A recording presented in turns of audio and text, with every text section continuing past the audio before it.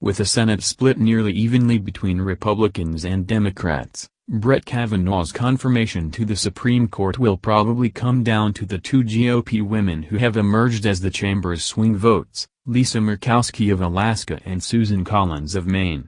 The two senators are moderates compared to the average radical right-wing Republican, and they previously demonstrated that they don't always vote along party lines when they declined to go along with the Affordable Care Act repeal proposal last year. Now, with Kavanaugh facing sexual assault allegations, they'll have another hard choice to make. Before Christine Blasey Ford alleged that Kavanaugh tried to rape her in the early 1980s, pro-choice activists had already been pressuring Collins to vote against his Supreme Court appointment, fearing he could eventually decide to overturn Roe v. Wade. A candidate for this important position who would overturn Roe v.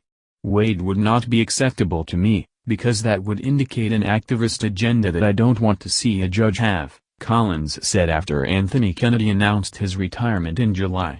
Since then, activists have sent over 3,000 coat hangers to Collins's office, and a PAC has raised $1 million that will go to Collins's eventual opponent if she votes to confirm Kavanaugh. But Collins hasn't seemed swayed to vote against him, either by arguments about his positions or the accusations. After Ford requested that the FBI investigate her claims before testifying before the Senate Judiciary Committee, Collins wrote. Senator Murkowski has also previously expressed pro-choice sentiments. In 2003, she joined Collins in voting to endorse Roe v. Wade. As Think Progress reported, both Collins and Murkowski have been the deciding votes on legislation that would have defunded Planned Parenthood. And just last November, Planned Parenthood honored Collins with an award for her consistent refusal to defund the provider. After Anthony Kennedy announced his retirement from the Supreme Court, Murkowski pledged to cast an independent vote when judicial nominations come before the Senate. The Anchorage Daily News reported that the senator told several news outlets Thursday that upholding Roe v.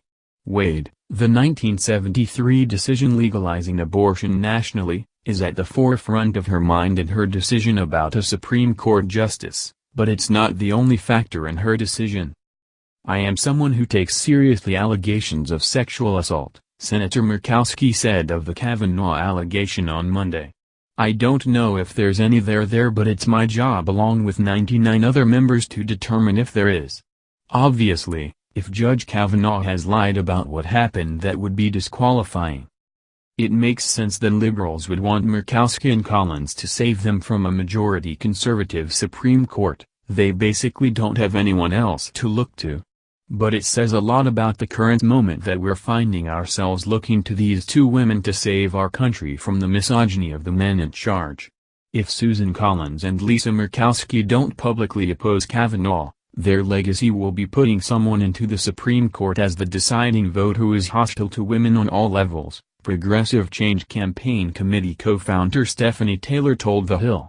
PCCC is responsible for running newspaper ads in Maine and Alaska, asking the senators, "Do you believe Dr. Christine Blasey Ford? And do you believe Trump and Kavanaugh when they express hostility to Roe, saying it is not settled law?" The sad truth is, this kind of demand may be asking too much of Collins and Murkowski. They have crossed party lines to vote in favor of reproductive rights before, but both women also voted in favor of ultra-conservative Neil Gorsuch's Supreme Court appointment last year. They are Republicans who by and large have the same political considerations as other Republicans, and in D.C. party affiliation often takes precedence over everything else. We can look to them to block Kavanaugh, but let's face up to the reality that we can't rely on them.